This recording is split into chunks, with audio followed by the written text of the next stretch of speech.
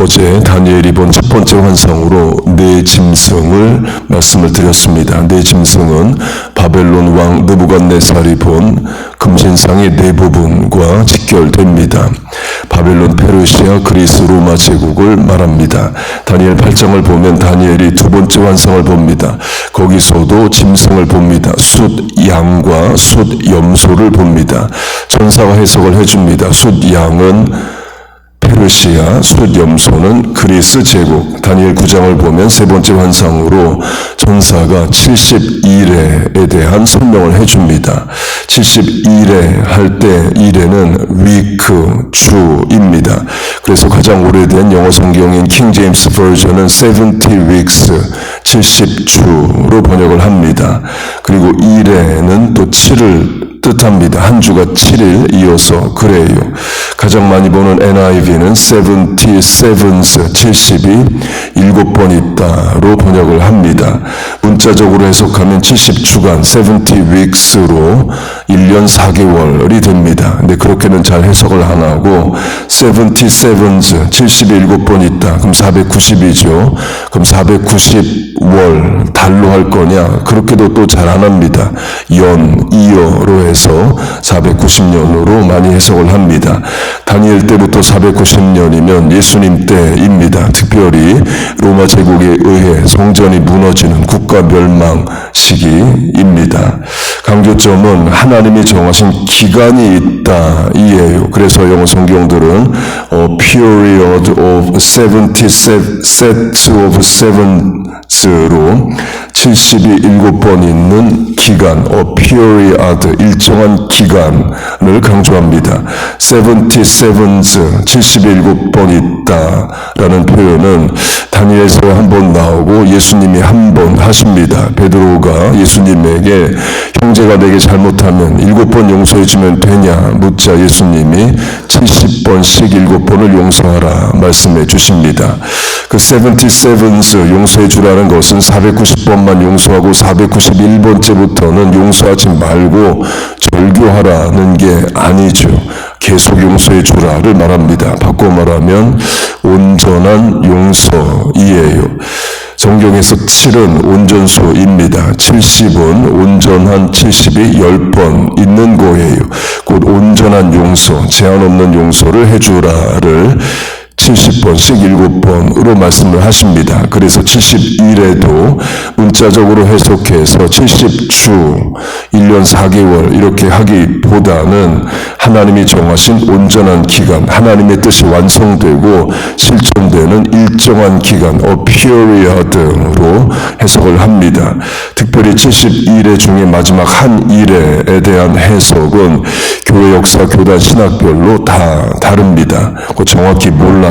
그러나 분명한 것은 분명한 하나님이 정하신 기간이 있다입니다. 다니엘 10장을 보면 다니엘이 네 번째 환상을 봅니다. 다니엘이 페르시아 고레스 왕 3년 첫째 달인 24일에 히데겔 강가에서 있을 때에 환상을 봤다고 말합니다. 히데겔 강이 나옵니다. 성경에 단 2번 나와요. 창세기 2장에서 하나님이 에덴 동산에서 발원하여 흐르는 네 강 중 하나로 히데겔을 말하고 성경에 전혀 언급이 없다가 다니엘서에 또 한 번 언급되고 그 뒤로 언급이 또 없습니다. 창세기 2장 셋째 강의 이름은 히데겔이라 아수르 동쪽으로 흘렀으며 넷째 강은 유브라데 더라. 아수르는 아시리아 지금의 이라크 북부를 말합니다. 히데겔이 이라크 땅을 흐른다 이에요. 그리고 유프라테스 강을 말하는데 지금도 이라크 땅을 흐릅니다. 그래서 에덴 동산의 위치가 이라크, 메소포타미아 지역일 수 있다로도 해석을 합니다. 또 다른 해석으로 에덴 동산은 예루살렘이다 이렇게 주장을 합니다. 그런데 예루살렘엔 강이 없습니다. 지금도 없어서 물이 필요하면 실로암 연못에 가서 떠오고 그러죠. 그 에덴 동산의 위치는 추정만 할 뿐 정확히는 모릅니다. 강조점은 에덴 동산에서 발원하여 흐르는 강이 한 번도 언급이 안 되다가 다니엘서가 언급을 해준다는 겁니다. 그 말은 창세기의 말씀이 역사적 사실이다. 하나님 말씀은 언제나 맞다를 말합니다. 그렇게 다니엘이 네 번째요 마지막 환상을 봅니다. 내용은 남방왕 북방왕이 싸우는 겁니다. 남방왕 북방왕은 헬라 제국이 나뉘어지는 것으로 해석을 합니다. 알렉산더 더 그레이트, 알렉산더 대왕, 헬라 제국의 그리스 왕이 30살에 일찍 죽습니다. 4명의 장군이 알렉산더가 점령했던 지역을 나누어서 각각 왕이 됩니다. 그리고 왕들은 영토를 넓히기 위해서 남방왕, 북방왕 서로 싸웁니다. 그 중에 남방왕으로 하면 남쪽 곧 북부아프리카의 왕이 된 가문이 있습니다. 셀류쿠스 가문 장군 이어서 셀류쿠스 가문이 되는데 북부아프리카의 왕이 돼요. 곧 그리스인들이 북부아프리카를 다스립니다. 그 후손이 클레오파트라 여왕이에요. 클레오파트라는 그리스계입니다. 검색해보면 클레오파트라 was Greek로 나옵니다. 다니엘 11장에 여자의 딸이 나오는데 그걸 클레오파트라로 해석하기도 합니다. 클레오파트라 여왕 때 로마 제국이 이미 자리를 잡았기 때문에 클레오파트라는 지역왕, 성경 단어로 하면 분봉왕에 지나지 않습니다. 클레오파트라가 이스라엘 땅의 왕도 하고자 합니다. 왕들의 욕심은 더 넓은 영토를 점령하고자 함이죠. 그래서 어제 강조한 줄리어스 시저 로마까지 와서 나를 이스라엘의 왕도 하게 해달라 그렇게 부탁을 합니다. 그때 역시 이스라엘의 왕이 되고자 했던 자가 헤롯입니다. 헤롯은 클레오파트라 현직 이집트 왕과 경쟁에서 이긴 자이에요. 그렇게 어렵게 이스라엘의 왕이 되었습니다. 그런데 동방에서 온 박사들이 이스라엘의 왕이 태어났는데 어디 계시뇨를 묻게 되자 왕권의 위협을 느끼고 베들레헴과 인근 마을 2살 이하의 아이를 다 죽입니다. 그렇게 알렉산더 왕의 부하 장군들이 각 지역의 왕이 돼서 싸우는 과정을 다니엘서가 말해줍니다. 그 내용 중에 북방 왕이 예루살렘에 와서 성소를 더럽히고 매일 드리는 제사를 폐하고 멸망하게 하는 가증한 것을 세울 것이다 를 천사가 다니엘에게 말해줍니다. 예수님이 그걸 인용하셔요. 너희가 선지자 다니엘이 말한 바 멸망에 가증한 것이 거룩한 곳에 선 것을 보거든. 다니엘은 성소 성전을 말하고 예수님은 거룩한 곳으로 말씀하십니다. 같은 것입니다. 멸망하게 하는 가증한 것, 멸망에 가증한 것 같은 표현으로 가증하다가 나옵니다. 구약 성경에서 가증하다는 하나님이 우상숭배와 우상숭배하는 이스라엘을 보고 하시는 말씀입니다. 문자적 뜻은 바미톱을 토할 것 같다 이에요. 하나님의 백성, 하나님의 자녀가 귀신 우상에게 엎드려 절하고 복을 비는 것을 볼 때 하나님 구역질 나신다, 가증히 여기신다에 쓰입니다. 곧 하나님께 제사하는 예배하는 성전에 우상이 선다로 해석을 합니다. 멸망에 가증한 것에 세 가지 해석이 있습니다. 첫째, 예수님 이전에 일어난 일. 둘째, 예수님 시대 신약성경에서 신약성경 때에 일어난 일. 셋째, 재림 전에 종말의 일. 예수님 이전의 일로는 알렉산더 부하 장군 가문 중 그리스 왕이 된 안티오쿠스 에피파네스 왕이 BC 167년에 예루살렘에 쳐들어와서 성전에 그리스의 우상인 제우스 신상을 세우고 유대인이 가증히 여기는 돼지 피를 성전에 뿌립니다. 다니엘의 예언대로 성전에 가증한 우상이 서요. 나중에 유대인들이 일시적으로 그리스 군대를 물리치고 성전 정화, 청소를 합니다. 제우스 우상 제거하고 성전에 뿌려진 돼지피를 다 닦아냅니다. 그리고 성전을 재봉헌, 리데디케이션을 해요. 그걸 기념하는 절기가 매년 12월에 오는 하누카 수전절입니다. 요한복음을 보면 예수님이 수전절에 하누카에 솔로몬 행각에 계셨다가 나옵니다.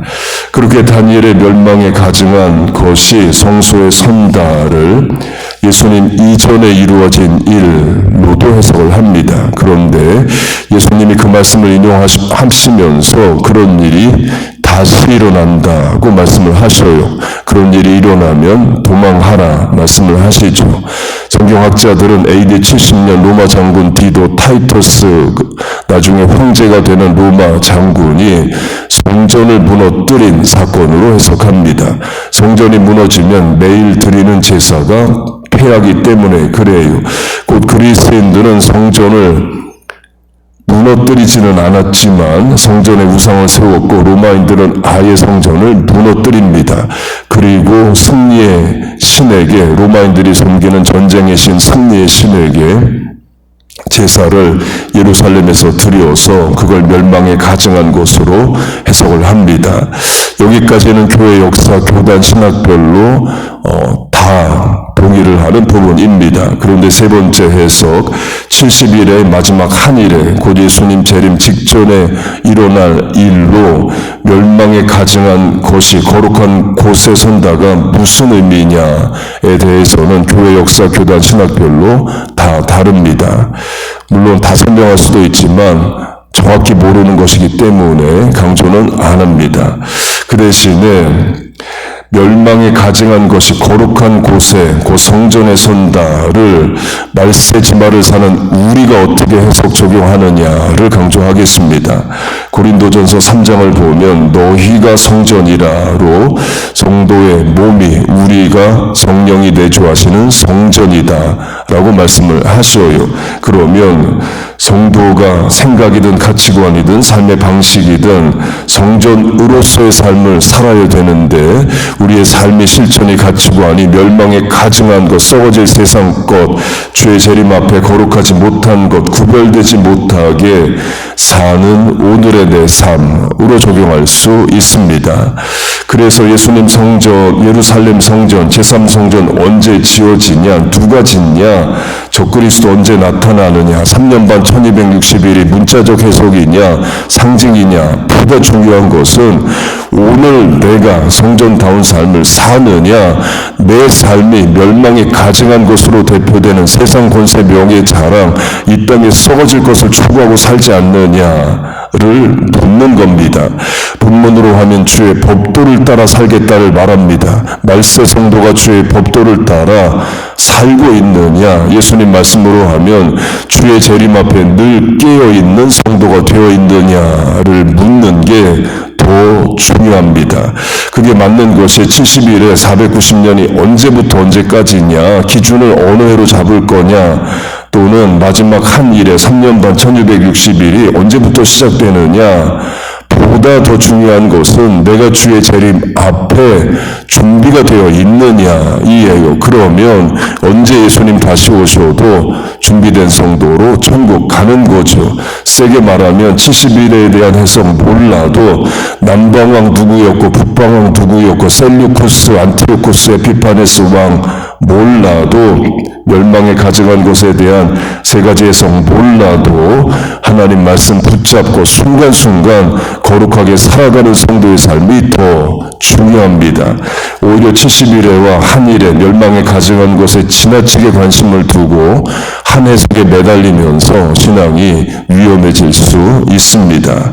신학적으로 하면 하나님이 하시는 일에 미스터리, 감추어진 부분, 신비가 있습니다.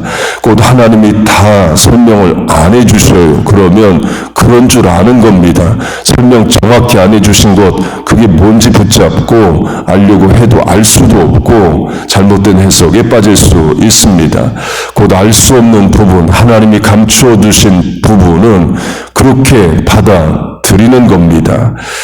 그게 또 계시이기도 하죠. 묵시, 분명 말씀을 하셨는데 정확히 모르는 감추어진 부분이 계시와 묵시입니다. 예수님 재림이 그렇죠. 분명 다시 오신다 말씀을 하셨습니다. 그런데 언제 오신다는 감추어 두셨습니다. 우리가 알 수가 없습니다. 우리가 할 일은 언제 오시는지를 추적하는 게 아니라 언제 오셔도 준비된 성도가 되어 있는 거예요.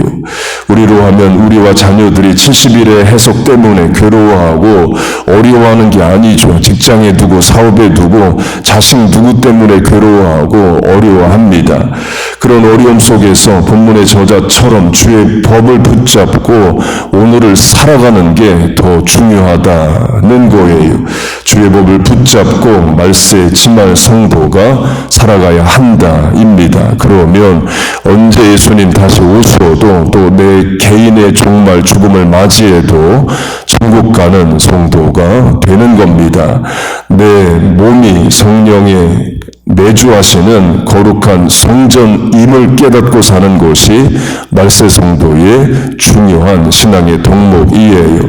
그렇게 말세 지말 말씀대로 준비된 거룩한 성도로 살아가시길 축복합니다. 하나님의 말씀이 우리와 자녀 교회의 힘과 능력과 방패가 되어 주시기를 주의 이름으로 축복하고 축원합니다. 아멘. 기도하겠습니다. 하나님 아버지, 오늘도 새벽에 나와 기도하는 성도 되게 하심을 감사합니다. 거룩하게 구별되게 살고자 합니다. 말세지만 우리와 자녀와 교회를 하나님 붙잡아 인도하여 주시옵소서. 거룩하고 구별되게 살게 하시고 오늘이란 현실을 말씀 붙잡고 능히 이겨나가게 하여 주시옵소서. 오늘 이 새벽에도 병든 몸, 슬픈 마음, 삶의 문제, 고민, 계획과 소원으로 나왔습니다. 하나님 앞에 아뢰오니 긍휼히 여기시고 우리를 도와 주시옵소서. 예수님의 이름으로 기도하옵나이다. 아멘.